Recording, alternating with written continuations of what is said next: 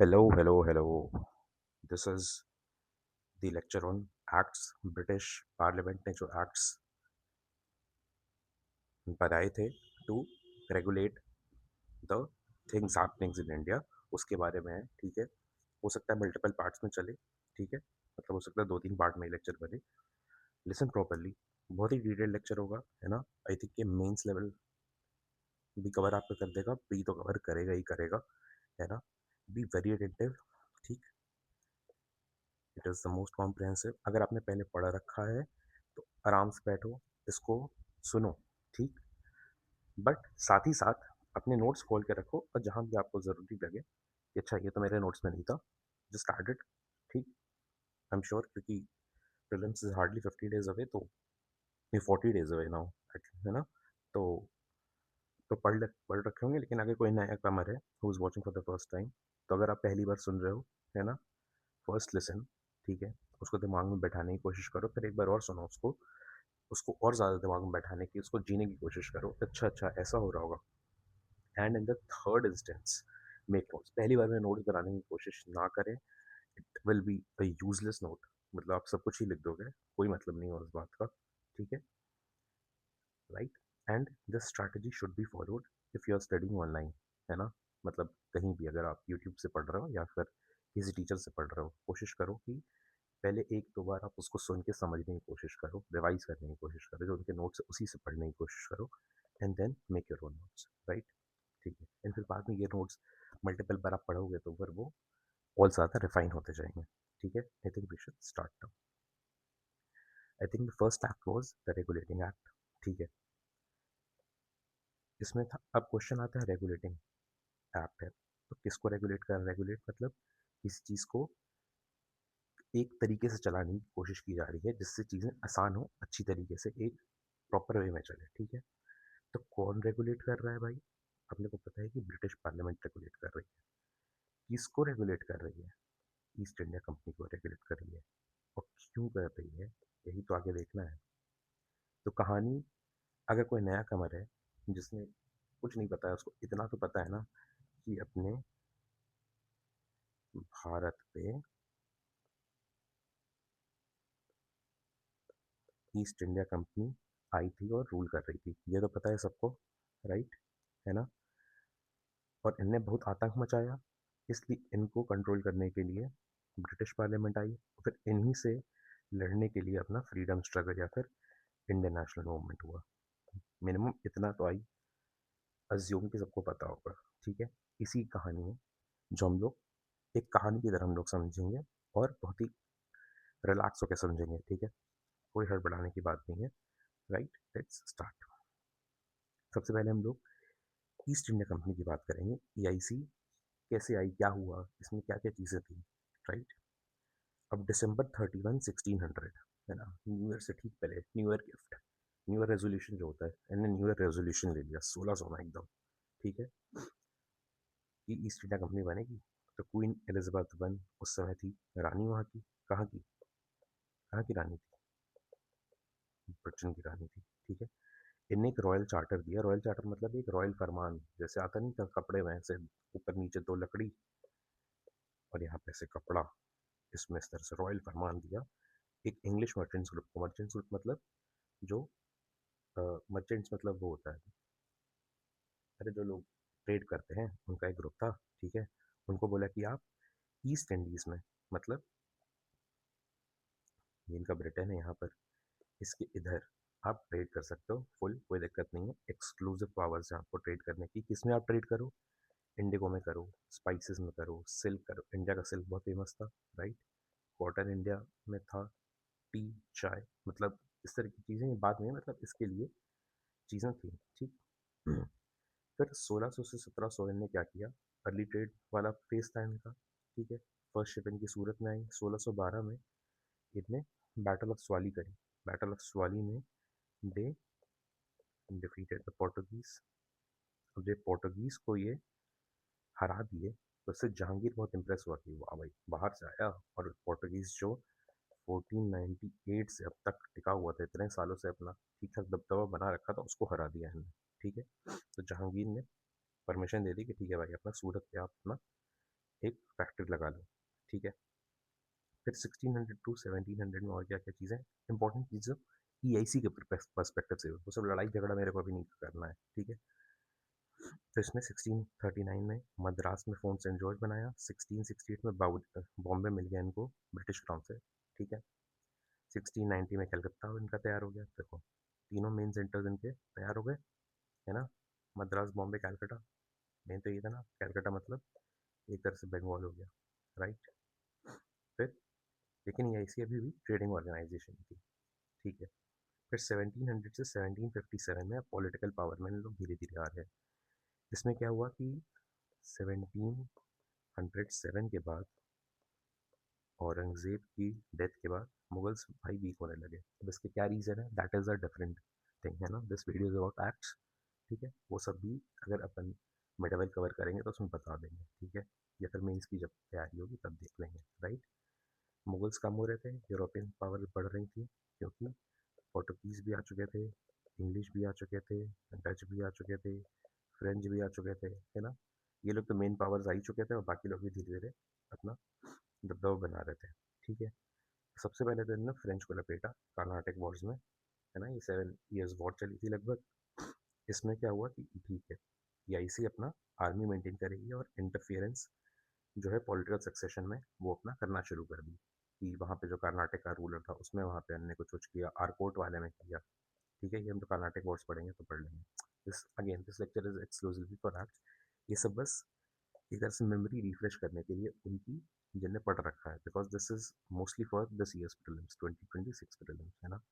जब हम लोग वाला लेक्चर करेंगे मेंस के लिए करेंगे, या फिर नेक्स्ट प्रीलिम्स के लिए, या फिर नेक्स्ट साइकिल के लिए करेंगे, तो उसको और डिटेल में हम लोग करेंगे, है ना। यहीं पे सब बताया जाएगा। ऐसे वाला जो वाले लोग होते हैं ना, अरे नहीं नहीं ये अगले लेक्चर में बताएंगे, वो वाला काम अपन नहीं करेंगे, है ना। But this is because it is for the upcoming prelims, इसलिए ऐसे है, राइट। ठीक है। अब 1757 से 65 में क्या हुआ, टेरिटोरियल एक्सपेंशन अब धीरे धीरे ये लोग करने लगे, है ना। सबसे पहले प्लासी में हराया, किसको हराया, कॉमेंट में बताओ। फिर बक्सर में हराया, किसको हराया, कॉमेंट में बताओ। ठीक है। ट्रीटी ऑफ इलाहाबाद हुई, इसमें इनको मिल गई दीवानी राइट्स। दीवानी राइट्स मतलब अब ये टैक्स कलेक्ट कर सकते थे, revenue, land revenue, land revenue collect कर सकते थे, ठीक है। फिर 1765 से 72 में एडमिनिस्ट्रेटिव क्राइसिस हुआ। क्या हुआ वो हम लोग अभी आगे देखते हैं। फिर डुअल रॉबर्ट क्लाइव उस समय था, ठीक है। पीछे बंगाल फेमाइन आई, ठीक है।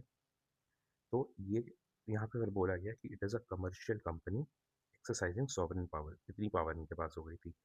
अब ये पावर कैसे आई, क्या हुई, हम लोग बस देखने ही वाले हैं, ठीक है। उसके पहले हम लोग देख लेते हैं स्ट्रक्चर ऑफ ईआईसी क्या है, ठीक है। ये भी ज़रूरी है समझना आगे की चीज़ों के लिए। ईआईसी में ईआईसी ओनर्स जो होते हैं, जो कंपनी के ओन करते हैं, है ना। मैंने कंपनी खोली, मैं ओनर हूँ, साथ में मैंने 4-5 पार्टनर रख लिए, तो हम लोग जो ओनर्स हैं हम लोग प्रोप्राइटर्स हैं, हमारे पास रहेगी वोटिंग राइट्स, ठीक है। फिर उसमें भी सबका अलग अलग शेयर होगा। मान लो मैंने 500 रुपये दिया, मेरे को 1 वोट की पावर मिलेगी, ठीक है। किसी ने 3000 रुपये दिया, उसको 3 की मिलेगी। 6000 से ज़्यादा का दे रहा है, उसको 4 वोट की पावर मिलेगी, मतलब वोट एक डालेगा जाएगा 4 बार, है ना। तो जितना ज़्यादा पैसा आप दोगे या जितना ज़्यादा शेयर वैल्यू होगी उतना ज़्यादा पैसा मिलेगा। इसका मतलब इसकी जो सिग्निफिकेंस है वो हम लोग आगे समझेंगे अभी, बस समझने ही वाले हैं थोड़ी देर में, ठीक है। फोड़े हॉर्सेस, ठीक है। इसका मतलब अपने को ये समझ में आ गया कि वेल्दी हैड ग्रेटर इन्फ्लुएंस, ठीक है। नेक्स्ट, अब कोर्ट ऑफ प्रोप्राइटर्स क्या थी, मतलब इसमें से जो लोग एक बॉडी बनी, जनरल बॉडी, ठीक है। ये क्या करते थे, ईआईसी की जो मेजर पॉलिसीज उसको अप्रूव करते हैं, है ना। ओनर्स है, लोग लाते हैं कि अरे सर ये बता दीजिए, ये हम लोग चलो ऐसे एग्जीक्यूट कर दे, बोले हाँ भाई सही सही, अप्रूव अप्रूव, ठीक है। ये वाला काम ये लोग करते थे, ठीक है। इनका काम था अपने में से ही एक कोर्ट ऑफ डायरेक्टर्स को इलेक्ट करना, ठीक है। ये लोग बैठते थे लंदन में, कोर्ट ऑफ डायरेक्टर्स।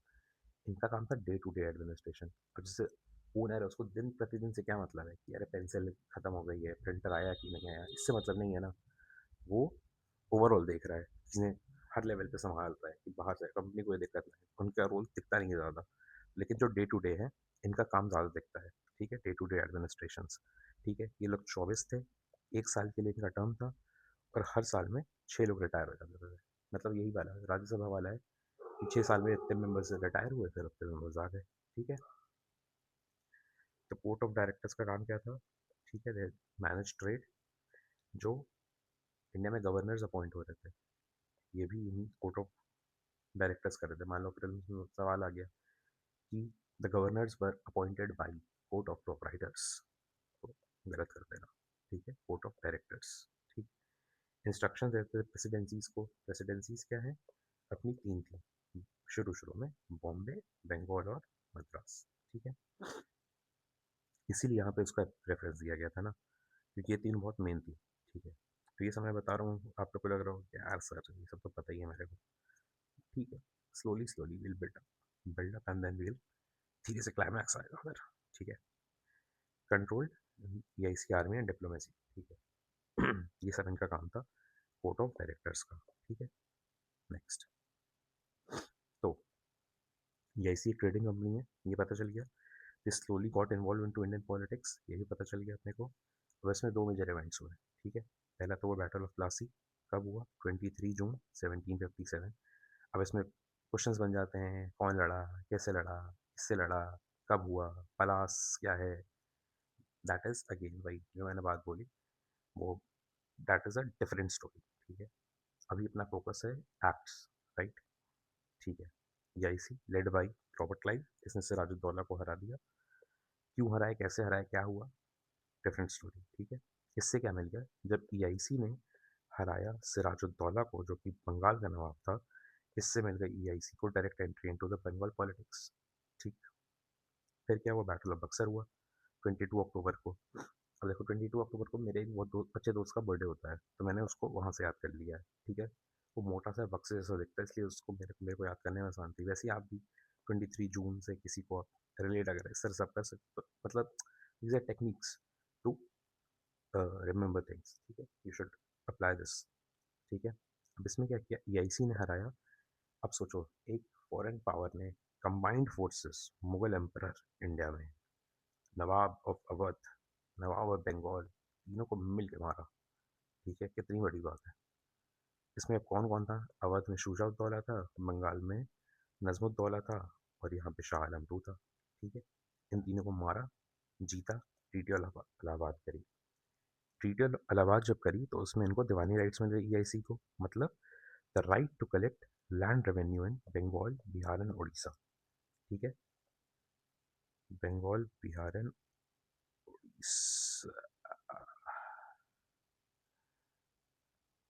यहाँ पे पूरा ये रीजन, ये सब पूरा रीजन इनको मिल गया। ठीक है, बहुत दूर दूर तक था भाई ये सब। ठीक है, ये पूरा रीजन एक तरह से।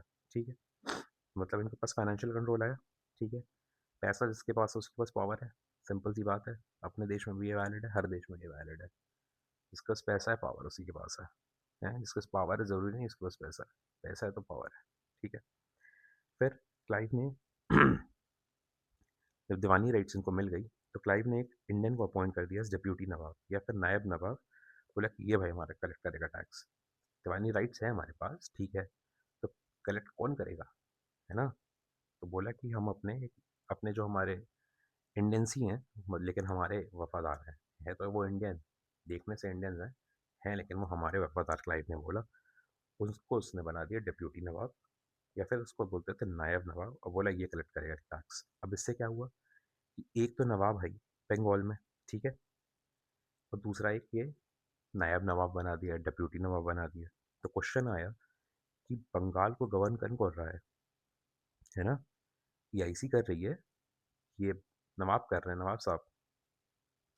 तो इसी को बोलते हैं रॉबर्ट क्लाइव की डुअल सिस्टम। क्वेश्चन आ सकता है, डुअल सिस्टम किसका था? रॉबर्ट क्लाइव का था, सिंपल सी बात है। तो इसमें ईआईसी जो है वो रेवेन्यू कलेक्शन कर रही है, दीवानी वाला, और बंगाल नवाब है जो जो भी मतलब वहाँ पे रूल कर रहा है, उसको एक तरह से बना के रखा था, हाँ भाई तुम रूल करते रहो, कोई नहीं, गुड गुड। वो एडमिनिस्ट्रेशन और एंड लॉ देख रहा है, उसको बोलते थे निजामत फंक्शंस। ठीक है, दीवानी मतलब मेन काम तो पैसे का तो इनने खुद ले लिया ईआईसी ने। अब बाकी डे टू डे एडमिनिस्ट्रेशन आप करते रहो, बंगाल वाले नवाब से करवाओ भाई, खूब बढ़िया, वेरी गुड। तो इससे क्या हुआ? पैसा आ गया तो पावर आ गई इनके पास। और अब क्योंकि ये रू एडमिनिस्ट्रेशन नहीं, तो इनके पास रिस्पॉन्सिबिलिटी नहीं है। With power comes great responsibility, सुना है ना।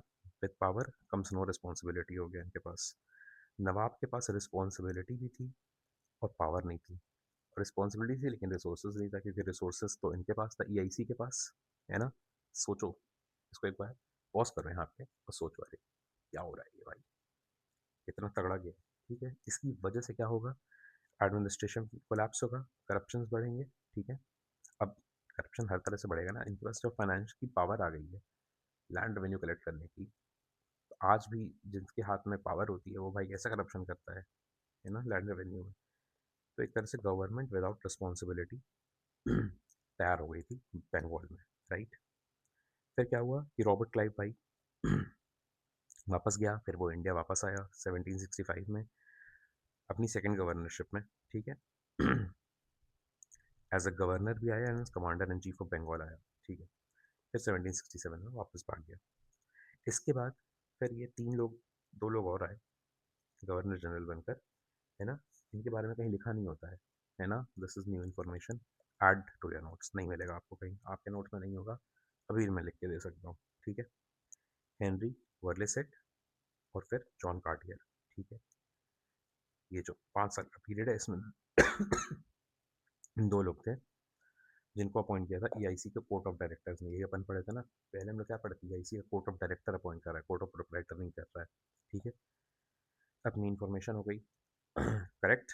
ठीक है, और फिर 72 में है वॉरेन हेस्टिंग्स, जहाँ से होगा खेला शुरू। ठीक है,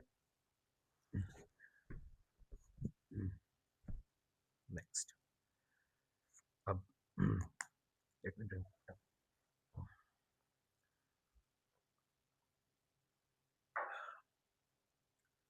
नेक्स्ट, अब क्या था कि ईआईसी है तो एक कंपनी, ठीक है, कितनी सैलरी दे रहा होगा, है ना। सैलरी वैलरी तो कम ही रहती है भाई, सबको अपनी सैलरी कम ही लगती है, तो इनकी सैलरी कम थी। ठीक है, जब सैलरी कम थी, पावर ज़्यादा थी, तो करप्शन करेंगे। करप्शन करने के लिए छोटे छोटे राजा महाराजाओं या जो ट्रेडर्स थे उनके साथ ये प्राइवेट ट्रेड करने लगे। ठीक है, उनको कुछ देते होंगे और उसके बदले में इनको पैसा मिलता होगा, है ना।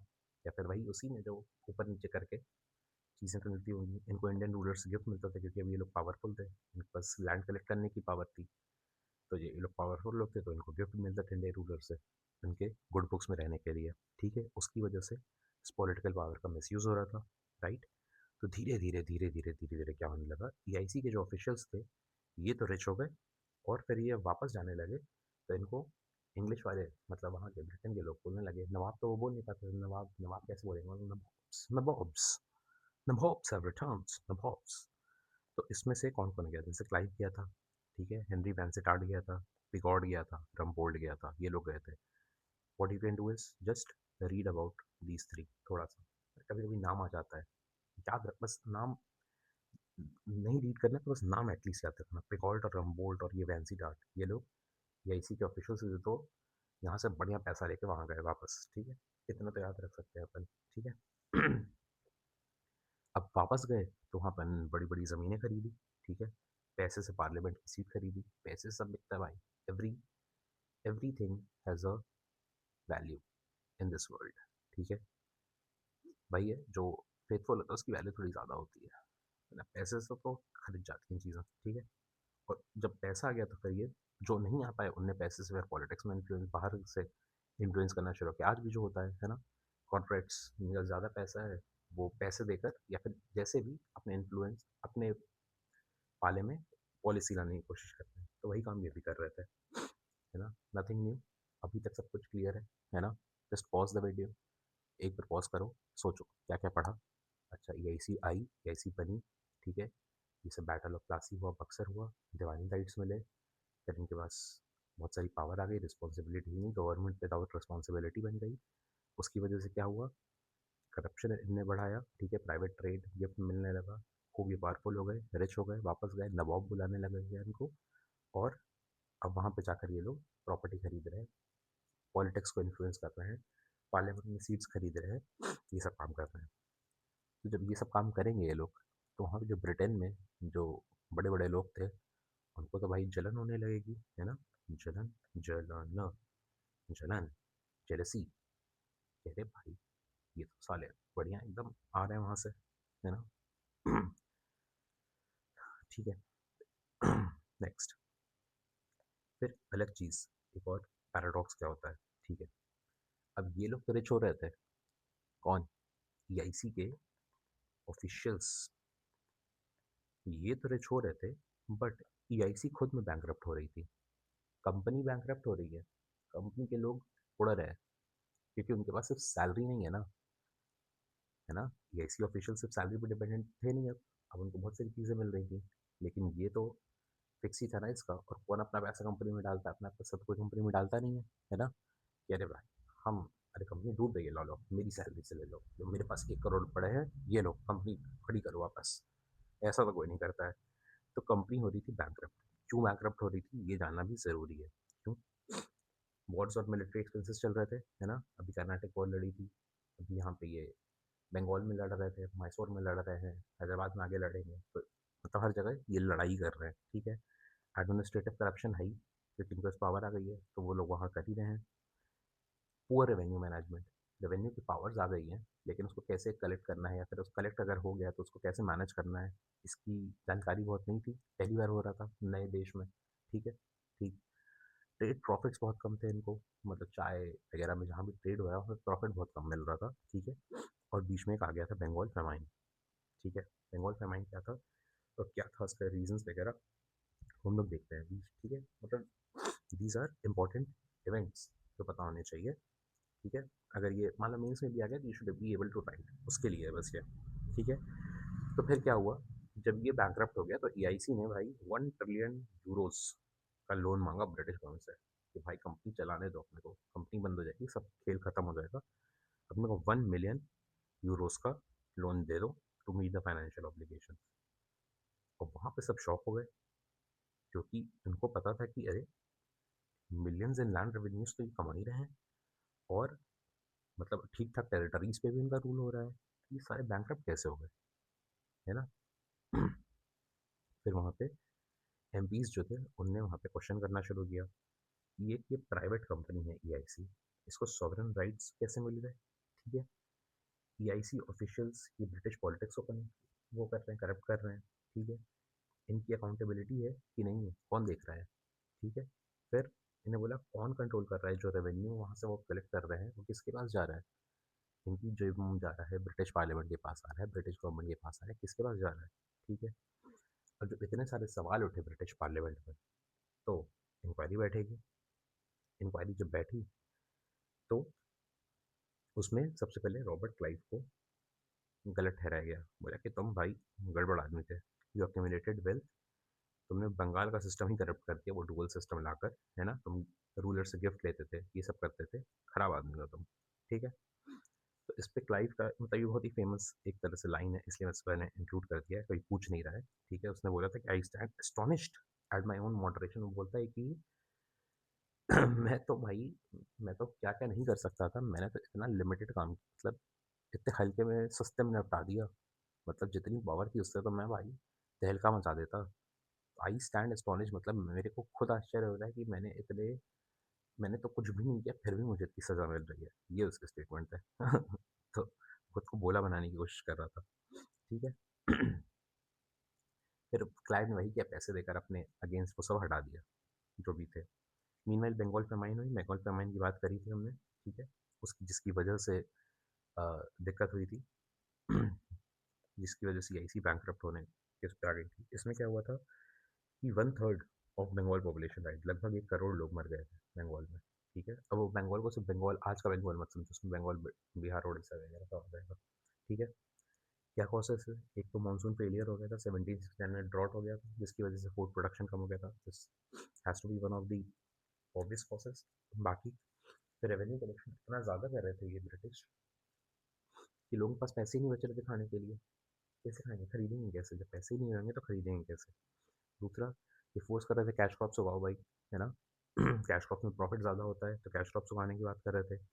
फिर ईआईसी क्या करती थी कि जो फूड पेन्स अपने लिए वो होल्ड कर लेते थे, आज भी देखो, कभी कभी, अभी जब ये ईरान वाली वॉर चल रही थी तो लोग होल्ड नहीं करने लगे थे, गैस सिलेंडर्स होल्ड कर रहे थे, पेट्रोल भरवा के रख ले रहे थे। तो जब भी इस तरह की सिचुएशन आती है लोग होल्ड करना शुरू करते हैं, तो उस समय भी ये ईआईसी होल्ड कर ले रही थी, ग्रेन्स वेन्स अपना होल्ड करके रख रही थी, कि मान लो कभी ज़रूरत पड़ी तो अपने हमारा पेट तो भरना चाहिए भाई, लोग मरे क्या फ़र्क पड़ रहा है, ठीक? उसकी वजह से अब जब होल्ड कर रही थी तो मार्केट में चीज़ें कम हो गई, है ना? डिमांड जब कम होती है, तो प्राइस बढ़ेगी, है ना? मतलब सप्लाई कम हो गई, सॉरी सप्लाई कम हो गई है, सप्लाई कम हो गई है तो प्राइस तो बढ़ेगी ना। ठीक है? और कोई रिस्पॉन्सिबिलिटी है नहीं। तो these were the no responsibility of EIC officials to anybody. ठीक है? तो ये मेजर मेजर 5 रीज़न्स थे, जिनकी वजह से बंगाल फ़ेम इसको मतलब मैन मेड फ़ेमाइन भी बोलते हैं। देखो ये तो एक नेचुरल कॉज़ है, इसको तो आप नहीं रोक सकते, लेकिन ये सारी चीज़ें तो आप कंट्रोल कर सकते थे ना, है ना? इसकी वजह से इतने लोग नहीं मरते। अब इसी में अगर मैं गाली दूँ, तो फिर मज़ा नहीं आएगा, ठीक है? नेक्स्ट, स्टिल ईआईसी जो है, दे कलेक्टेड रेवेन्यू, ठीक है? इतने बुरे हाल के बाद भी वो रेवेन्यू भाई कलेक्ट कर रहे थे। इससे फिर बाद में वहाँ पे रियलाइज़ हुआ कि बहुत ही इनसेंसिटिव टाइप की गवर एडमिनिस्ट्रेशन है और गवर्नेंस इनका बहुत ही इनइफेक्टिव है, खराब एकदम, ठीक है? फिर वहाँ से इनने वॉरेन हेस्टिंग्स को गवर्नर ऑफ बंगाल बना के भेजा 1772 में। इसके पहले 2 लोग आए थे, है ना? नाम बताओ, नाम बताओ अभी पढ़ा है पीछे। एक वी से एक सी से, बताओ, है ना? कमेंट पे लिखो। चलो, वॉरेन हेस्टिंग्स आया 1772 में गवर्नर ऑफ बंगाल बनकर, ठीक है? अब क्या था कि इनको रिफॉर्म्स लाने थे टू स्टेबलाइज़ बंगाल। इतनी दिक्कत हो गई थी ना बंगाल में भाई, ठीक है? सबसे पहले तो इसने डुअल सिस्टम हटाया। डुअल सिस्टम मतलब ये दीवानी और निज़ामती अलग-अलग जो था वो हटा दिया, ठीक है? इन्हें बोला revenue collection directly EIC officials करेंगे, तो इनको कलेक्टर बना दिया। जो आज हम लोग कलेक्टर कलेक्टर करते हैं, यही कलेक्टर है भाई, यही कलेक्टर बनना है ना? डिप्यूटी कलेक्टर यही कलेक्टर है, यही बनना है, ठीक है? तो सबसे पहले रेवेन्यू कलेक्शन में बोला कि डायरेक्टली ईआईसी ऑफिशियल्स करेंगे, ठीक है? इसने की ज़ारेदारी, अभी हम लोग इकोनॉमिक सिस्टम जब पढ़ेंगे तब हम लोग इसको कवर कर लेंगे, ज़ारेदारी क्या था, ठीक है? रेवेन्यू फार्मिंग सिस्टम लाया और सिविल एंड क्रिमिनल कोड्स का सिस्टम लाया, ठीक है?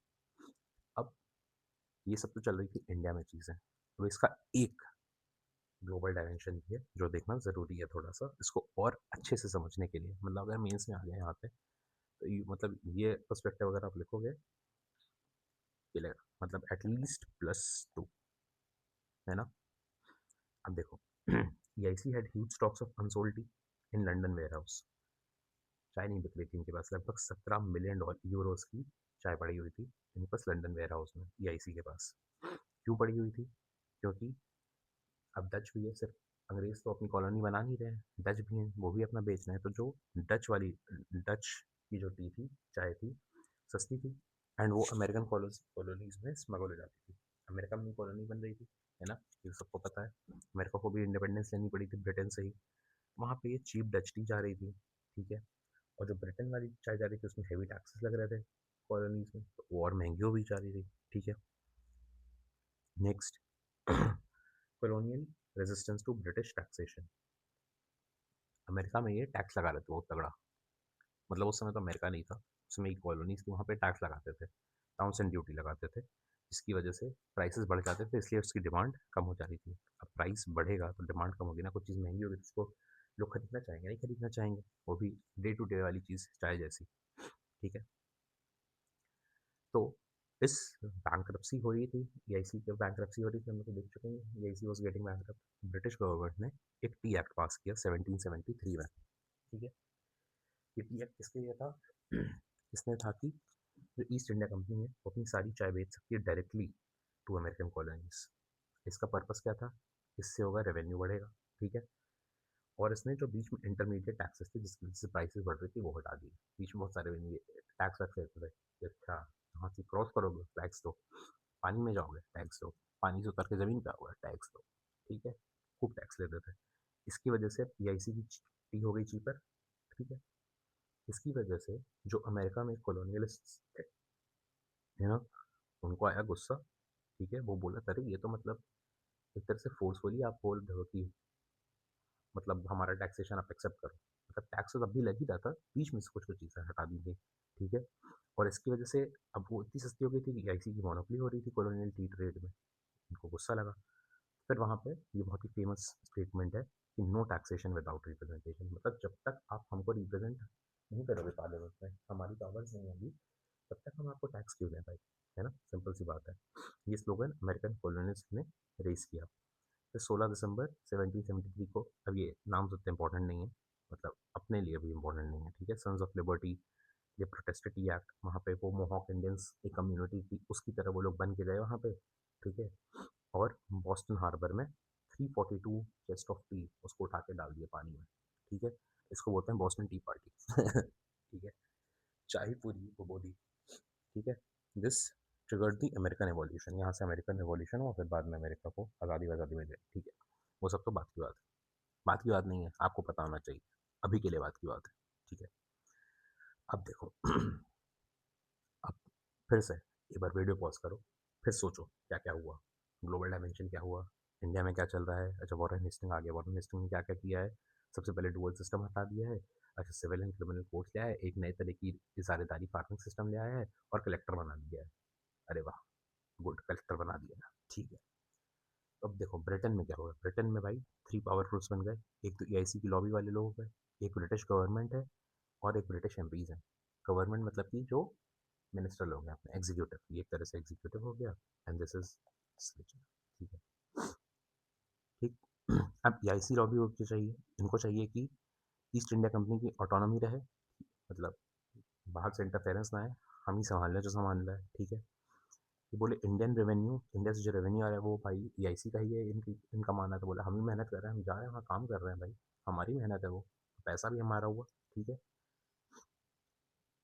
ब्रिटिश गवर्नमेंट का क्या कहना था, दे वांटेड, अब इतना वो वहाँ पे प्रॉफिट वॉफिट देख रहे हैं, इनका कहना था कि ईआईसी को भाई अंडर सुपरविजन ले आओ, कंप्लीट कंट्रोल में नहीं लाते हैं, क्योंकि अगर कंप्लीट कंट्रोल में लाएंगे तो जो फिर ईस्ट इंडिया कंपनी के जो शेयर होल्डर्स हैं वो नाराज़ होंगे, और वो नाराज़ होंगे तो वो पैसा नहीं देंगे, पैसा नहीं देंगे तो सरकार कैसे चलेगी, है ना, सरकार भी तो चलानी है। तो ये सब तो हमें आज भी रहता ही है। और जो एडमिनिस्ट्रेशन की दिक्कत चल रही है, अगर इनके कंट्रोल में डायरेक्ट आ गया तो फिर पैसा भी तो ब्रिटेन गवर्नमेंट को ही देना पड़ेगा, है ना। तो एक इनकी थी, और ब्रिटिश एमपीज का क्या था, ये बोलते थे कि स्ट्रॉन्गर रेगुलेशन लो। क्यों ये एमपीज इतना ज़्यादा चाहते थे, क्योंकि इनके पास तो कम पावर थी ना, अब ये ईआईसी वाले बाहर से आ रहे हैं खूब पैसा लेकर, है ना, ये खूब इन्फ्लुएंस कर रहे हैं वहाँ पे चीज़ों को, तो इनकी जो लोकल वाले एमपीज थे, जिनके पास ज़्यादा पावर नहीं, जिनके पास ज़्यादा पैसा नहीं था, उनकी तो मतलब उनका इन्फ्लुएंस कम हो रहा था, तो इसकी वजह से वो उस वजह से नाराज़ थे, इसलिए वो चाहते थे स्ट्रॉन्गर रेगुलेशन हो, ताकि वो इतना पैसा वैसा ना ही कमा पाए, ठीक है। तो डिसीजन क्या हुआ, बोला गया कि फिर इन लोग आपस में बातचीत हुई होगी, फिर हुआ कि चलो ठीक है, इसको एबॉलिश तो नहीं करेंगे ईआईसी को, है उसको रहने दो, अगर एबॉलिश कर देंगे तो फिर ब्रिटेन की जो प्रेस्टीज है या फिर जो ट्रेड चल रहा है उसको बड़ा धक्का पहुंचेगा, लोग सोचेंगे अरे भाई इतना बड़ा पावर है, हर जगह रूल कर रहा है, और एक कंपनी यहाँ पे एबॉलिश करनी पड़ गई, क्योंकि चंद लोगों की वजह से जो खूब करप्शन कर रहे थे, ठीक है, तो उन्होंने बोला एबॉलिश तो नहीं करेंगे, हम रेगुलेट करेंगे। जैसे आज भी होता है ना, कुछ कुछ banks they are too important too big to fail, वैसे ही ईआईसी हो गया था टू इंपॉर्टेंट टू फेल। इसको बंद करने का मतलब है कि भाई अपने पाँव पे कुल्हाड़ी मारना, राइट। तो फिर एक पार्लियामेंट्री कमेटी बनाई गई 1772 में, टू इन्वेस्टिगेट कि क्या हो रहा है भाई, असल में खेल हो क्या रहा है। इसको हेड कर रहे थे लॉर्ड नॉर्थ, उस समय ब्रिटेन के प्राइम मिनिस्टर थे, ठीक है। इनने कंक्लूड क्या किया कि ईआईसी जो है it can not be allowed to govern in India without state supervision. भाई जो बात पहले हुई कि स्टेट सुपरविजन के अंदर, मतलब उनको रेगुलेट करके ही करना, सिर्फ कि हम भाई कंपनी हैं, हम प्राइवेट हैं, हम जी ऐसे ही काम करेंगे, ये काम नहीं चलेगा, ठीक है। इनको रेगुलेट करने की ज़रूरत है, ठीक है। तो इसलिए EIC continue to rule in India, British government के पास सुपरवाइजरी पावर्स होंगी, और पार्लियामेंट में अथॉरिटी रहेगा ओवर कंपनी गवर्नेंस, वो तो रहेगा ही ना भाई, क्योंकि executive is responsible to legislature, parliamentary system इनके यहाँ तो था ही, तो इसलिए वो तो रहेगा ही रहेगा, ठीक है। ऑल्सो 3 मेजर प्रेसिडेंसीज तैयार हुए हैं, एक बंगाल, मद्रास और बॉम्बे, सबके खुद के गवर्नर हैं, ठीक है। एक कोई सेंट्रल अथॉरिटी है नहीं, सब अपना लड़ रहे हैं, है ना। बंगाल बॉम्बे से नहीं पूछ रहा, बॉम्बे से नहीं पूछ रहा, मद्रास में अलग कहानी चल रही है, हर जगह अलग अलग कहानी चल रही है, कॉन्फ्लिक्टिंग पावर्स हो गई हैं, सब इंडिपेंडेंट वॉर्स एंड डिप्लोमेसी कर रहे हैं। ये हम लोग उस समय भी देखते हैं, जब मराठा वाला सिस्टम होता है, रघुनाथ राव चला गया था बंगाल से, वो भी आया था कि अरे भाई क्या कर रहे हो, लेकिन उसने माना नहीं था, ठीक है। अब इनमें से एक बार तीनों की हम लोग स्टेटस समझ लेते हैं क्या है, तीनों प्रोविंसेस का। तो बंगाल अपना उस समय रिचेस्ट प्रोविंस था, मेन रेवेन्यू सोर्स था, क्योंकि यहाँ पे दीवानी राइट्स इनको मिल ही गए थे। ईआईसी का हेडक्वार्टर भी इनने कलकत्ता शिफ्ट कर दिया था, मद्रास में क्या था, कंटिन्यूस मिलिट्री कॉन्फ्लिक्ट चल रहे थे। मैसूर में हैदर अली की पावर बढ़ गई थी, बाद में टीपू सुल्तान भी आ गया था। फर्स्ट एंग्लो मैसूर वॉर हो चुकी थी 67-69 में, जिसमें Madras government acted independently and made war decision, बिना पूछे ऊपर से इनने खुद से लिया था, और फिर उसकी वजह से इन्हें ट्रीटी ऑफ मद्रास साइन करनी पड़ी थी। बहुत ही ह्यूमिलेटिंग चीज़ थी इसमें, क्योंकि हार गए थे इनको अपने टेरिटरीज वगैरह फिर, लेकिन बाद में टेरिटरीज मिल गई थी, लेकिन बहुत ही ह्यूमिलेटिंग ट्रीट थी कि अरे भाई ये ऐसी हार गई, ब्रिटेन हार गई भाई, बताओ।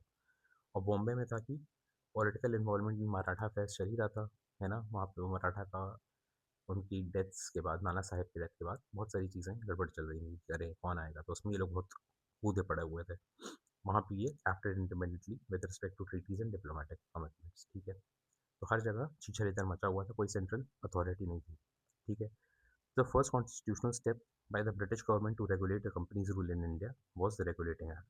It laid the foundation for central administration. मतलब अब देखो, जस्ट पॉज पॉज, है ना, pause the video please. Pause करने के बाद सोचो, पहले सोच लो, फिर पॉज करो, सोचो एक बार क्या क्या हुआ अब तक, और चीज़ें सेंट्रलाइज करने की ज़रूरत क्यों पड़ रही है, है ना। सब छीछा लेकर मचा हुआ है, अब एक जगह पावर आएगी तो वहाँ से चीज़ें चलेंगी, तो चीज़ें आसान हो जाएंगी। नाउ पॉज अगेन एंड एक बार फुल रिकैप करो सब कुछ, कि क्या क्या हुआ अब तक। Write it in your own words, take a sheet of paper या कोई भी कॉपी वॉपी, and just write it down, क्या क्या हुआ, है ना। सोचो नहीं दिमाग में, एक बार लिख लोगे तो थिंग्स विल गेट ईजी। तो रेगुलेटिंग एक्ट आया, विच lead the foundation of central administration, right. अब रेगुलेटिंग एक्ट क्या था, अपन देख चुके हैं, बंगाल यहाँ पे रिचेस्ट है, हेडक्वार्टर हो गया, मेन रेवेन्यू सोर्स है। तो बंगाल वाले के ही गवर्नर को बोला गया तुम भाई सिर्फ गवर्नर नहीं हो, तुम हो गवर्नर जनरल ऑफ बंगाल। पहला कौन बना उस समय गवर्नर, कौन था, हेस्टिंग्स था, उसी को बना दिया गया भाई, ठीक है, तुम ही वार्नर हेस्टिंग्स भाई, तुम गवर्नर जनरल ऑफ बंगाल हो गए। तुमको असिस्ट करेगी ये गवर्नर जनरल इन काउंसिल, 4 लोग की टीम होगी ये ब्रिटिश पार्लियामेंट असाइन करेगी 5 ईयर के टर्म पे, ठीक है। सिंपल सी बात हमने कर दी भाई, रेगुलेट करने के लिए, ताकि सारी पावर्स इसके हाथ में ना रहे। इसमें 4 लोग कौन थे, ये फ्रांसिस, ये नाम याद करना ज़रूरी है, ज़रूरी नहीं है लेकिन बस थोड़ा सा पता रहेगा ना, तो आजकल जो यूपीएससी के ऑप्शंस आ रहे हैं बहुत तगड़े वाले, उसको काउंट करने में आसानी रहेगी। पहले फ्रांसिस, मॉनसन, बारवेल, क्लेवरिंग, ठीक है, ये ऐसा है, ये वाले नाम है रख लो। FCMB, ठीक है, कुछ कर लो, BCMF, है ना, BCMF याद कर लो। ज़्यादा आसान है याद करना, इसका फुल फॉर्म कुछ बना लो, जिसको पता है तो ठीक, नहीं पता है तो बना लो। ठीक, डिसीजन, इसमें डिसीजन मेजॉरिटी से होगा, और इसमें काउंसिल गवर्नर जनरल को ओवर पावर कर सकती है, राइट। कि काउंसिल में 4 लोग हैं, हमने बोला नहीं नहीं भाई, आप जो बोल रहे हो घटिया बोल रहे हो, मैं हम लोग जो बोल रहे हैं वो सही है, काउंसिल ओवर पावर करती है। मद्रास एंड बॉम्बे को क्या किया, इन्होंने बोला तुम सबॉर्डिनेट हो भाई, वॉर्स एंड डिप्लोमेसी के मामले में, जो ये बोलेंगे उस्ताद पे लड़ना है, तो अपने हिसाब से मत लड़ना जाके, और डिप्लोमेसी में भी। और इन्होंने एक सुप्रीम कोर्ट स्टैब्लिश कर दिया फोर्ट विलियम पे, कलकत्ता में, ठीक है। इसमें एक चीफ जस्टिस था और 3 पोइजनस जज थे, ठीक है। तो पहला चीफ जस्टिस सुप्रीम कोर्ट का कौन था, एलाइया इम्पे। इंपॉर्टेंट प्रीलिम्स का फैक्ट वाला क्वेश्चन है, पता होना चाहिए, ठीक है। अब इस सुप्रीम कोर्ट का जुरिस्डिक्शन किस पे था, ब्रिटिश सब्जेक्ट्स जो बंगाल में ब्रिटेन के लोग रह रहे थे, पीआईसी के जो ऑफिशियल्स हैं वो, प्लस कलकत्ता में जो रेसिडेंट्स लोग हैं, कलकत्ता में जो भी लोग रह रहे हैं, ठीक है। और इनने क्या किया, क्योंकि ये इतना प्राइवेट ट्रेड में खुद रिच हो रहे थे, जिसकी वजह से पॉलिटिक्स इन्फ्लुएंस हो रही थी ब्रिटेन की, तो इसने बोला कि भाई तुम्हें एक्सेप्ट, ये गिफ्ट विफ्ट एक्सेप्ट करना बंद करो, ठीक है, ये ख़त्म करो, जो पर्सनल ट्रेड में तुम हो, ठीक है, this was to tackle corruption, ये सब खत्म करो। और लास्ट चीज़ क्या करी, जो कोर्ट ऑफ डायरेक्टर्स थे उनको एक रिपोर्ट सबमिट करनी थी ब्रिटिश गवर्नमेंट की, और इनका भी ऑफिस का टर्म फिक्स कर दिया 4 साल का, ठीक है। नाउ एक बार सोचो, और वीडियो पॉज करके सोचना, ठीक है, कि क्या क्या हुआ। गवर्नर को गवर्नर जनरल बंगाल बना दिया, मद्रास इसको नीचे कर दिया, गवर्नर जनरल की काउंसिल एक आ गई, 4 मेंबर्स थे उसमें, BCMF, और फिर उनके पास ओवरराइडिंग पावर्स थी BCMF के पास, ठीक है। और इनको बोला कि भाई तुम ट्रेड मत करो, गिफ्ट मत लो लोगों से, ठीक है, अपने पर्सनल लेवल पर, सिंपल सी बात करती, यही है। ठीक है। अब ये जब एक्ट आ गया तो इसकी वजह से इश्यूज क्या क्या हुआ है, सबसे पहले तो कॉन्फ्लिक्ट हुआ गवर्नर जनरल और उसके काउंसिल के बीच में।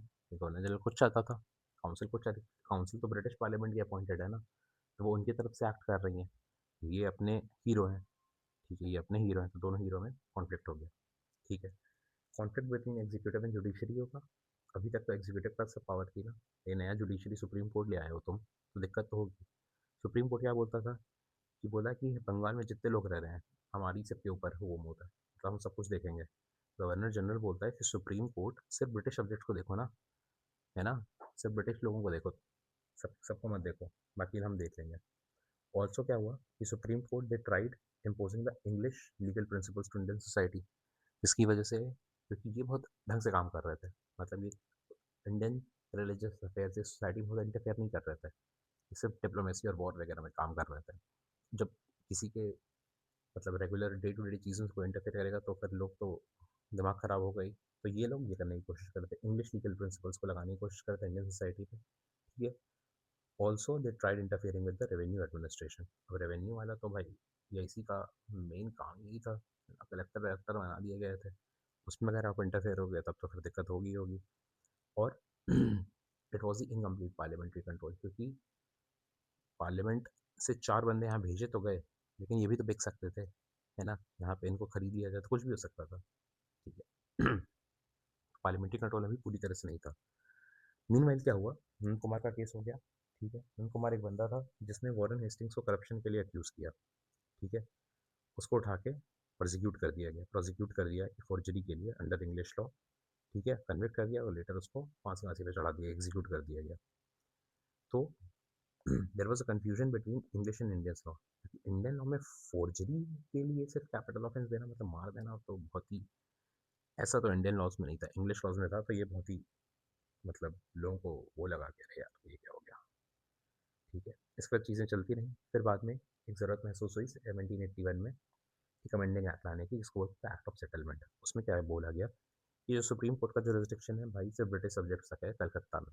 देखो कितनी खतरनाक बात है, पहले वो सुप्रीम कोर्ट बोला था हम भाई ये करेंगे वो करेंगे, यहाँ से गए होंगे ये ऐसी ऑफिशियल्स पैसा वैसा खिलाए होंगे वहाँ पर पार्लियामेंट में, वहाँ से ही चेंज हो गया। अभी भी वो पावर्स किसके पास है, अभी भी ऐसी ऑफिशियल पास है, ये पता चल रहा है अपने को, ब्रिटिश सब्जेक्ट्स तक ही आपकी सीमित है भाई, है ना। कलकत्ता, वो भी कलकत्ता में जो ब्रिटिश रह रहे हैं सिर्फ उस पर आपका काम है, और यह सुप्रीम कोर्ट, ठीक। या इसके ऑफिशियल्स जो थे, जो रेवेन्यू कलेक्ट कर रहे थे और जो एडमिनिस्ट्रेशन कर रहे थे, वो सुप्रीम कोर्ट में वो उनका केस वेस नहीं चलेगा भाई सुप्रीम कोर्ट में, सिंपल सी बात है, वो उनका खेल अलग से देखा जाएगा, ठीक है।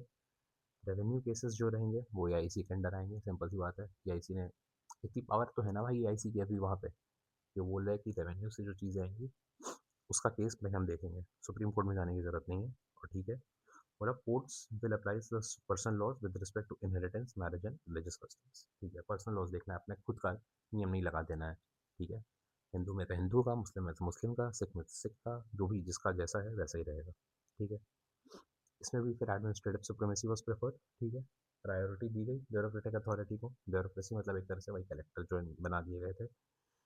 एफिशिएंट रेवेन्यू कलेक्शन सिस्टम लाया गया, और जुडिशियल ऑब्स्ट्रक्शन जो था, जो आज भी है कि एग्जीक्यूटिव और separation between executive and judiciary, है ना, आर्टिकल 50 डीपीएसपी की तरफ से वही चीज़ थी, उनको थोड़ा सेपरेट करने की कोशिश की थी, ठीक है। But still there was a limited control of British government over EIC, अभी भी लिमिटेड कंट्रोल ना दिख ही रहा है, बस वहाँ से जाके वो इन्फ्लुएंस कर दिया सुप्रीम कोर्ट को, एकदम ही दरकिनार कर दिया, तुम भाई इतना मेरा हो, ठीक है। मीनवाइल क्या हो रहा था, मैसूर में कॉन्फ्लिक्ट्स बढ़ गए थे which affected the British national interest as well, तो there was a call for state supervision, हर जगह लड़ाई वड़ाई हो रही थी, कैसे लग रहे थे, तो बाकी भाई थोड़ा सा और कुछ और किया जाए भाई क्या हो रहा है, ठीक है। तो एक पेट्स एक्ट आया, ठीक है। उसके पहले पर फॉक्सेस इंडिया बिल 1783 करके आ चुका था, जो कि फेल हो चुका था, ठीक है, उसमें कुछ नहीं था। तो विलियम पिट जो पीएम था उसने लाया पिट्स इंडिया एक्ट ऑफ 1784। अब यहाँ पे ये डुअल कंट्रोल की बात करता है, एक डुअल सिस्टम पहले आ चुका था क्लाइव का, उसमें क्या था, क्लाइव का डुअल सिस्टम में क्या था, दीवानी और निजामत, ये दूसरी चीज़ है डुअल कंट्रोल, ठीक है। इसने बोला एक तो पहले बनेगा बोर्ड ऑफ कंट्रोल भाई, ठीक है, बोर्ड ऑफ कंट्रोल बनेगा जो कि रिप्रेजेंट करेगा ब्रिटिश गवर्नमेंट को इंडिया में, ठीक है।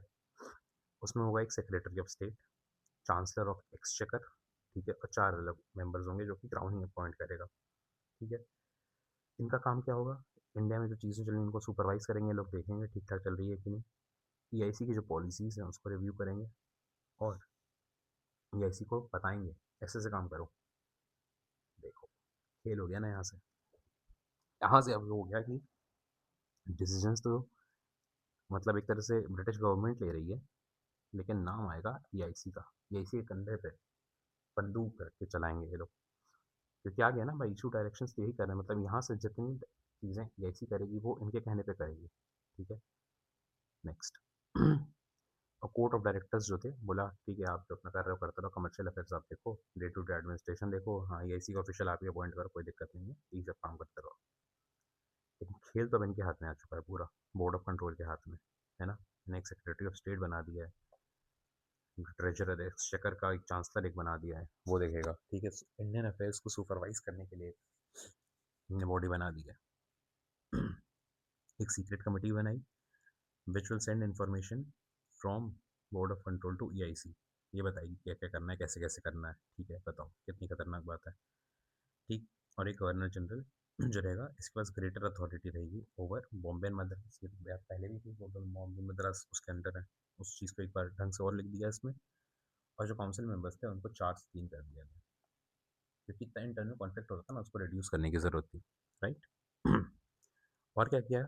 Limits on EIC over Wars and diplomacy कर दिया, बोला shouldn't be undertaken without approval, बोला ब्रिटिश गवर्नमेंट से जब अप्रूवल आएगा तभी भाई वॉर वॉर लड़ना।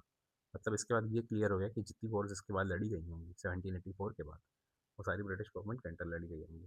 जो लोग समझ नहीं पाते, सब लोग ईआईसी ऐसी करते रहते हैं, ईआईसी नहीं है भाई, ब्रिटिश गवर्नमेंट है, तब से खेल कर रहे हैं। मतलब it was years and years of strategic planning which followed and helped to conquer India, right?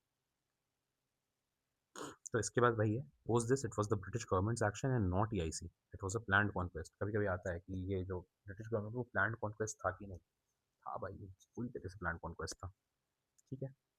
Next, इसका सिग्निफिकेंस क्या हुआ कि गवर्नमेंट कंट्रोल बढ़ गया, पॉलिटिकल एंड कमर्शियल अफेयर्स अलग हो गए, ठीक है, सेंट्रलाइजेशन बढ़ गई, जो मेन इनको चाहते थे सेंट्रलाइजेशन हो जाए, ठीक है।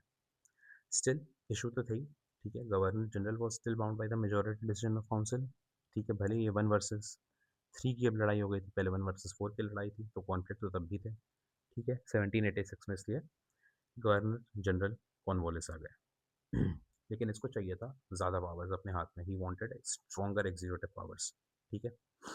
तो इसने लाए अमेंडिंग एक्ट, वहाँ से इसने निकलवाया, इसने बोला कि जो गवर्नर जनरल है वो काउंसिल को डिसीजंस को ओवरराइड कर सकता है, तो 1 ग्रेटर देन 3 हो गया, ठीक है। कॉर्नवालिस बोला कि हम हैं हीरो, और इसने बोला कि हम हैं गवर्नर जनरल तो हम ही रहेंगे commander in chief of army भी, ठीक। इसने ये 2 चीज़ करके सेंट्रलाइजेशन को एकदम बढ़िया कर दिया कि अब मज़ा आएगा, ठीक है, हमारे पास पावर है, हम ही लॉ बनाएंगे, कोई कॉन्फ्लिक्ट वॉन्फ्लिक्ट नहीं होगा, कॉन्फ्लिक्ट होगा तो हमारा राज चलेगा, हम ही आर्मी हैं, हम ही राजा हैं, हम ही सब कुछ हैं, ठीक है। तो Cornwallis as governor general brought many reforms, इसमें Cornwallis code of civil services में लाया, जुडिशरी में लाया, रेवेन्यू एडमिनिस्ट्रेशन में लाया, ठीक है, परमानेंट सेटलमेंट वाला सिस्टम लाया, ठीक है, ये सब इसने वो काफ़ी कुछ चीज़ें करी, ठीक है। ऑल्सो रॉयल चार्टर जो था it required renewal by the parliament, ठीक है, ये एक नई सिस्टम आ गई थी, और ये जो बोर्ड ऑफ कंट्रोल और कोर्ट ऑफ डायरेक्टर का अब सिस्टम सही काम कर रहा था।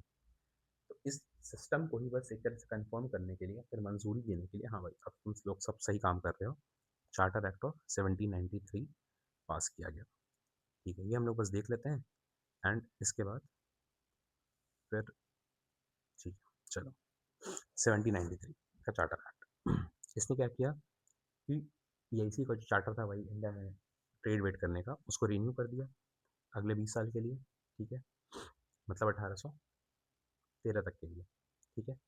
इसमें था monopoly over trade with India, आपकी कंटिन्यू रहेगी, ठीक है।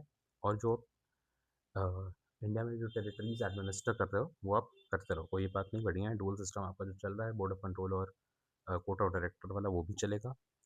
जो बोर्ड ऑफ कंट्रोल के मेंबर्स की सैलरी है वो भाई ईआईसी देगी, ईआईसी देगी मतलब इंडिया देगी, है ना। फाइनेंशियल कॉस्ट बढ़ेगा, यहाँ से ड्रेन ऑफ वेल्थ की थ्योरी शुरू होती है ना। ड्रेन ऑफ वेल्थ होगा, ईआईसी मतलब पैसा देगी, ईआईसी कहाँ से देगी? इंडिया के रेवेन्यू से तो देगी, मतलब इंडिया का पैसा तो जा रहा है, है ना? ये लोग बाहर कहाँ बैठे हैं? ये लोग लंदन में बैठे हैं। कौन है इसमें? बताया था, chancellor of exchequer, secretary of state plus 4 other members appointed by the crown. पहले लिखा है, नहीं याद? एक बार पॉज करो, सोचो, पीछे आके देख लो बैक करके video. Right, next. EIC 5 lakh euros British government को हर साल देगी। सोचो कितना कमा रहे होंगे। 5 लाख यूरोज ब्रिटिश गवर्नमेंट को हर साल देगी, एनुअली देगी, है ना? क्यों देगी? क्योंकि आप उनको काम करने दे रहे हो। अबॉलिश कर देंगे वरना नहीं दोगे तो, है ना? अपॉइंटमेंट्स जो कोर्ट ऑफ डायरेक्टर्स कर रहे हैं, उसकी अब रॉयल अप्रूवल लगेगी। पहले तो कोर्ट ऑफ डायरेक्टर खुद ही करते थे। अब आप लोग यही हम लोग पढ़े थे ना, court of director governor appoint कर देगा। अब क्या है, अपॉइंट तो कर दो, गुड गुड, पर हमसे रॉयल अप्रूवल लेके जाना। ठीक है, ब्रिटिश गवर्नमेंट ने ये बोल दिया। नेक्स्ट, कुछ कुछ ऑफिशियल्स पर रिस्ट्रिक्शन लग गई कि they were not allowed to leave India without permission. क्यों ऐसा हुआ? क्योंकि क्या करते थे, खूब करप्शन करते थे, वेल्थ एक्यूमुलेट करते थे, ब्रिटेन जाते थे और वहाँ पे कोई अकाउंटेबिलिटी तो थी नहीं, भाग जाते थे। इसलिए उन पे परमिशन लगा दी, ए भाई रुको रहो वहीं पे जरा आराम से। और फिर क्या आ गया, एक लाइसेंस ऑफ प्रिविलेज सिस्टम आ गया। इसमें क्या था, दे परमिटेड सर्टेन यूरोपियंस, कुछ लोगों को बोला ठीक है आप लाइए और प्राइवेटली अपना ट्रेड करिए, कोई बात नहीं, कुछ कुछ तो उसके लिए भी अब ये लाइसेंस था, प्रिविलेज सिस्टम था, उसके लिए पैसा लगता होगा, उससे भी रेवेन्यू आता होगा इनके पास। ठीक है। तो this was the early step towards the weakening of EIC's monopoly. Monopoly पहले ईआईसी की थी ना, सिर्फ ट्रेड करने की, है ना? यही तुम लोग पढ़े। मोनोपोली आपकी कंटिन्यू रहेगी ओवर ट्रेड विद इंडिया, लेकिन इस स्टेप से क्या हुआ, ये थोड़ा सी मोनोपोली वीकेन होगी और बाहर से भी लोग आएंगे, वो अपना इंडिया में रहेंगे, ट्रेड करेंगे। ठीक है, ज़रूरी नहीं कि वो लोग ईआईसी के लोग हों, कोई भी हो सकता है। ठीक, नेक्स्ट। जस्टिस ऑफ पीस जो है, that would be appointed in the presidency town by governor general and respective governors. हर जो तीनों अपने मेन मेन प्रेसिडेंसी टाउन, तो वहाँ पे जस्टिस ऑफ पीस अपॉइंट कर दिया जाएगा। ठीक है। और लास्ट है legal recognition to municipal institutions. अब लोकल लेवल पे काम करने के लिए म्यूनिसपैलिटीज से चाहिए ना, तो उसके लिए उनको लीगल रिकॉग्निशन दे दिया गया। ठीक है, कोई बात। इसके बाद क्या हुआ, तो ये इसमें अब कुछ इशू था नहीं ना, क्योंकि ये तो बस एक तरह से जो बातें चल रही थी उसी को री कर दिया गया था इसमें 1793 के एक्ट में। नेक्स्ट क्या होता है, ब्रिटेन में इंडस्ट्रियल रिवॉल्यूशन हो जाता है 1800s के आसपास। इंडस्ट्रियल रिवॉल्यूशन मतलब कि इंडस्ट्रीज लगना शुरू हो गई। मतलब पहले जो रॉ मटेरियल्स, मतलब लोग हाथ से बना रहे थे चीज़ें, वो मशीन्स बना रही, मशीन बना रही, तो एक बार में ज़्यादा बनाएंगी, अच्छी क्वालिटी बनाएंगी, स्टैंडर्ड साइजेस में बनाएंगी। इंडस्ट्रियल रिवॉल्यूशन आ गया, फैक्ट्री प्रोडक्शन बढ़ गया, टेक्सटाइल इंडस्ट्रीज बढ़ने लगी। तो टेक्सटाइल इंडस्ट्रीज बढ़ रही है, बन को नया मार्केट चाहिए। क्यों चाहिए? बेचने के लिए भाई, इतना कपड़ा बंदा क्या होगा, बेचने के लिए चाहिए। ठीक है, रॉ मटेरियल चाहिए ज़्यादा। क्यों चाहिए? रॉ मटेरियल लगा तभी तो कपड़ा ज़्यादा बनेगा, कपड़ा ज़्यादा बनेगा तो कपड़ा ज़्यादा बनाएंगे, बनाएंगे ज़्यादा तो बेचेंगे ज़्यादा। ठीक है, तो इसलिए ब्रिटिश मैन्युफैक्चरर्स जो थे वो बोले ईआईसी की मोनोपोली हटाओ, हटाओ भाई हटाओ, ये सब नहीं चाहिए, मोनोपोली नहीं चाहिए। उसी समय बड़े बड़े ये सब इन्फ्लुएंसर, आजकल जो इन्फ्लुएंसर जो अ, अपनी चीज़ें बताते हैं, उस समय के भी इन्फ्लुएंसर्स थे। उनको लेकिन थिंकर्स बोला जाता, फिलोसफर्स बोला जाता था। ठीक है, तो ये एडम स्मिथ भाई थे, इनने फ्री ट्रेड इकोनॉमिक प्रिंसिपल्स दी। ठीक है, इसने मोनोपोली का, इसने बोला कंपटीशन रहेगा तो लोग अपने आप काम करेंगे और बेटर प्रोडक्ट्स सर्व करने की कोशिश करेंगे, तो फ्री ट्रेड होना चाहिए। ठीक है। मोनोपोली से क्या होता है, इकोनॉमिक ग्रोथ कम होती है, कंपटीशन से प्रोस्पेरिटी बढ़ती है, इसने ये बोला। इस तरह की चीज़ें अभी मार्केट में फ्लोट होने लगेंगी। जो रिलीजियस ग्रुप्स थे, वो चाहते थे कि भाई हम क्रिश्चियनिटी फैलाएं, इंडिया में जाकर एजुकेशन प्रमोट करें, वेस्टर्न नॉलेज बढ़ाएं। मतलब ये दोनों, एजुकेशन और वेस्टर्न नॉलेज, तो मतलब घटिया चीज़ें थी इन लोगों के लिए। इनका मेन काम था स्प्रेडिंग क्रिश्चियनिटी, जो कि आज भी बहुत बढ़िया से कर रहे हैं ये। ठीक है, मतलब ये नहीं कर रहे हैं, इन्हीं के चिले चापड़ कर रहे हैं आजकल। पहले हम लोग देखते थे वॉरेन हेस्टिंग्स ज़्यादा इसमें घुसने की कोशिश नहीं कर रहा था पर्सनल लॉ में। अब देखो ये पर्सनल लॉज में घुसने की कोशिश करेंगे। ठीक है, नेक्स्ट। कॉर्नवालिस के अंडर रिचर्ड वेलेस्ली, कॉर्नवालिस और रिचर्ड वेलेस्ली, उसके बाद जो गवर्नर्स आए, गवर्नर जनरल्स आए, उसमें पता चला कि many Indian states became subordinate to EIC. Subsidiary alliance इनने साइन करवा दी थी। देयरफॉर ब्रिटिश टेरिटरी अब एक्सपैंड कर गई सिग्निफिकेंटली इस बीच में। ठीक है, parliament wanted distinction between commercial profits and territorial revenue. Commercial profit मतलब जो ट्रेड से प्रॉफिट हो रहा है, और जो लैंड रेवेन्यू आप ले रहे हो, दोनों अलग चीज़ है। कंपनी को तो ब्रिटिश गवर्नमेंट बोला दोनों अलग करके बताओ भाई, है ना? मिला के मत बताओ, अलग-अलग बताओ, तब फिर देखते हैं आगे हम लोग क्या कर सकते हैं। फिर इसी के बैकड्रॉप में 20 साल बाद 1793 प्लस 20 इज इक्वल टू 1813, 20 साल के बाद चार्टर एक्ट आया। ठीक है, अभी भी चार्टर ही चल रहा है क्योंकि ब्रिटिश गवर्नमेंट से आ रहा है, रॉयल चार्टर। ठीक है, इनने बोला कि एआईसी की जो मोनोपोली है ओवर ट्रेड विद इंडिया खत्म हो गई है, एक्सेप्ट चाय में आप ही करोगे, चाय का ट्रेड एआईसी ही करेगी, और चाइना से जो ट्रेड कर रहा है वो भी सिर्फ एआईसी करेगी। चाय और चाइना छोड़कर बाकी मोनोपोली खत्म भाई, कोई भी कर सकता है। तो प्राइवेट ब्रिटिश ट्रेडर्स जो एआईसी में नहीं थे वो लोग भी अब इंडिया आने की कोशिश करेंगे कि भाई, क्योंकि पैसा देख रहे हैं ना सब लोग, तो आएंगे ही आएंगे। एक तरह से इकोनॉमिक कोलोनियलिज्म की शुरुआत हो गई। ठीक है, चार्टर को रिन्यू कर दिया गया 20 साल के लिए।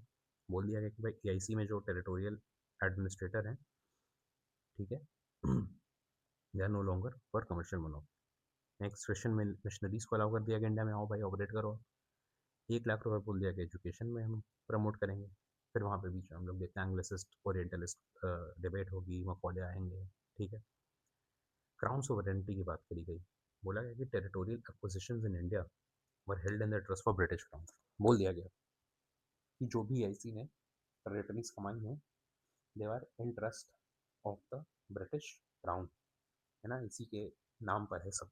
ठीक है, ईआईसी एक तरह से एजेंट हो गया क्राउन का। ठीक है, 10.5% का डिविडेंड ईआईसी के शेयर होल्डर्स को मिलेगा, है ना। और क्या कर दिया कि British subjects were allowed to live and settle in India, ये बात तो हो चुकी थी पहले भी, फिर से एक बार लिख दी गई। भाई अब आओ ट्रेड वेड करो, प्राइवेट ट्रेडर आओ गया क्योंकि मोनोपोली खत्म हो चुकी है। नेक्स्ट, लोकल गवर्नमेंट जो है they could impose tax on people, even punish people. Local government मतलब लोकल जो प्रेसिडेंसीज की गवर्नमेंट है वो टैक्स वैक्स भी ले सकती हैं, और नहीं देने पर ठुकाई भी करेंगी, है ना, कुटाई करेंगी बढ़िया से। इसका इफेक्ट क्या होगा? इंडस्ट्रियल रिवोल्यूशन हो चुका है, कपड़े यहाँ पे मतलब पूरी यहाँ पे डंपिंग हो रही है प्रोडक्ट्स की, तो डी इंडस्ट्रियलाइजेशन इंडिया का हो गया, डी अर्बनाइजेशन हो गया।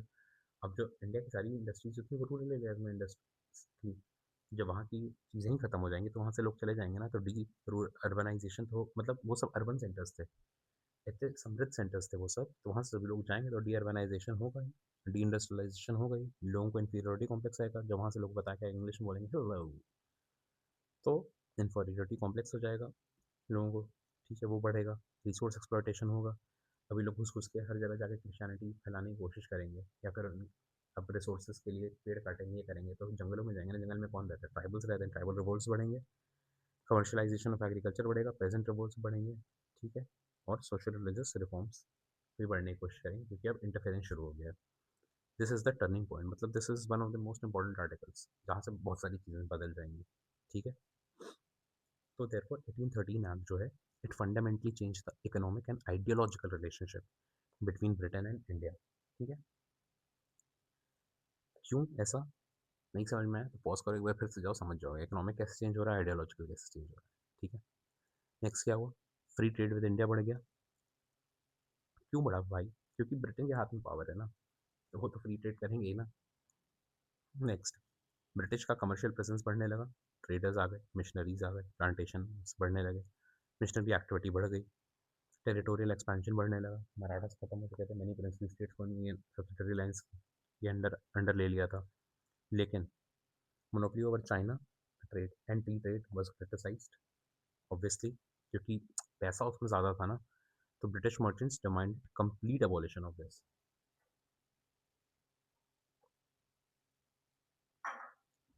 ईआईसी जो था, it became the territorial administration. अब क्योंकि ब्रिटिश गवर्नमेंट के खेल हो चुका है खत्म, अब इनका काम था सिर्फ टेरिटरी देखना, एक तरह से सिर्फ टेरिटरीज ये संभाल रहे थे।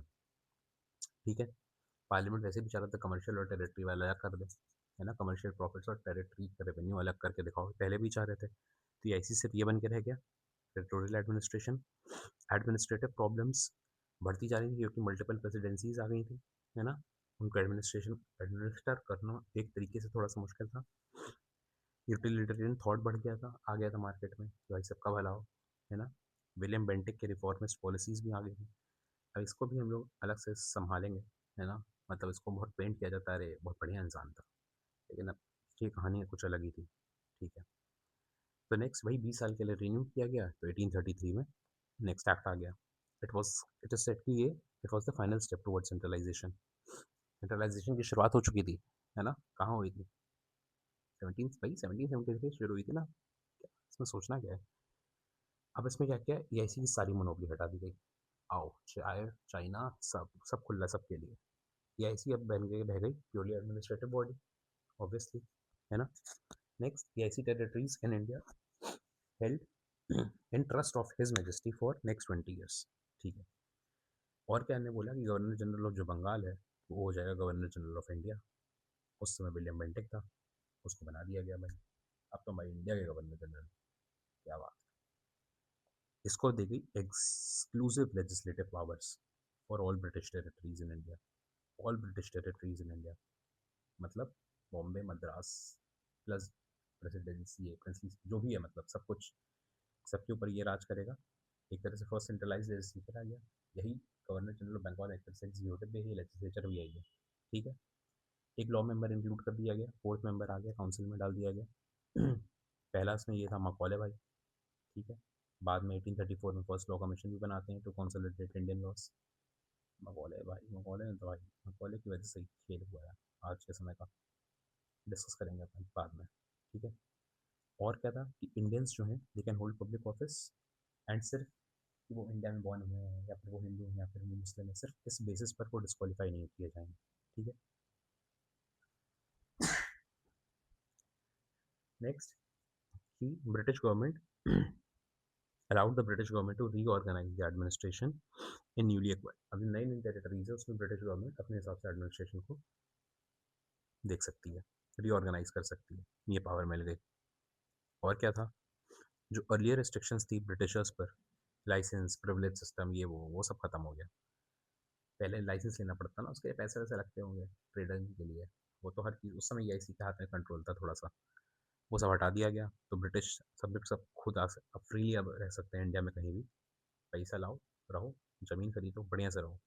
प्राइवेट मर्चेंट्स बढ़ गए, प्लांटेशन ओनर्स बढ़ गए इंडिया में। ठीक है। और क्या किया ब्रिटिश गवर्नमेंट ने, डायरेक्टेड द गवर्नमेंट जो इंडिया में है, मतलब जो गवर्नर जनरल ऑफ इंडिया जो बन चुके हैं, to take steps to improve the conditions of slave and abolish. इसीलिए बाद में एंटी स्लेवरी मूवमेंट चल ही रहा था, स्लेव ट्रेड खत्म कर दिया गया, बाद में इंडियन स्लेवरी आ गया 1843 में। ठीक है। और क्या किया, जो president of board of control था उसको बोल दिया गया भाई आप मिनिस्टर हो इंडियन अफेयर्स के। बाद में ही जाके सेक्रेटरी ऑफ स्टेट बनता है, सेक्रेटरी ऑफ स्टेट था ही ना, उसी को एक तरह से मिनिस्टर ऑफ इंडियन अफेयर्स बना दिया गया। अब देखो इन दोनों में डिफरेंस क्या है दोनों एक्ट में। 1813 एक्ट में बोला गया कि territorial positions of EIC in India held in trust of British crown. यहाँ क्या बोला गया, all territories administered by the EIC were held in the trust of crown. अब इस समय जो ईआईसी था वो ट्रेडिंग प्लस गवर्निंग बॉडी था, है ना? यहाँ पे अब प्योरली एडमिनिस्ट्रेटिव बॉडी बन के रह गया था। ठीक है। जब प्योरली एडमिनिस्ट्रेटिव बॉडी बन के रह गया है तो ये चीज़ का वैल्यू ज़्यादा बढ़ गया है ना? It reinforces crown authority. यहाँ पे अभी क्लैरिफाई कर रहे हैं कि हाँ भाई ब्रिटिश की सोवरेनिटी है ना? यहाँ पे एकदम ये क्लैरिफाई रीइंफोर्स कर दिया गया। ये चीज़ एक तरह से सिंबॉलिक थी, यहाँ पे कॉन्स्टिट्यूशनली सिग्निफिकेंट हो गई है। एकदम साफ साफ लिख दिया गया, held in trust of the crown, majesty पेजेस्टी सब डाल दिया गया। इसकी वजह से हाईली सेंट्रलाइज हो गया और this was a transitional phase, बता रहे थे ये लोग। ठीक है। नाउ पॉज द, मतलब पॉज, फर्स्ट लिसन। क्या करना है, सोचना है अब तक क्या हुआ शुरू से इस वीडियो में, क्या क्या हुआ, कैसे हुआ, क्यों हुआ, हर चीज़ का जवाब मैंने दिया है, हर क्यों का जवाब दिया गया है। तो आप भी हर क्यों का जवाब दो और इस पोजीशन तक पहुंचो। Pause the video, do this thing. If you are not doing this, pause and ये brainstorming active recall, I am sorry, things are going to get very difficult for you. ठीक है। इसके बाद क्या हुआ, इसके बाद हुआ कि ब्रिटिश टेरिटरीज और एक्सपैंड हुई, सिंध, पंजाब, सतारा, नागपुर, ये सब चीज़ें अंदर आने लगी, मतलब इनके अंडर में आई। डलहौजी उस समय आ चुका था, तो वो अपने डॉक्ट्रिन ऑफ लैप्स और ये सब लेकर आ चुका था। ठीक है। India, it became too large to legislate centrally. ठीक है।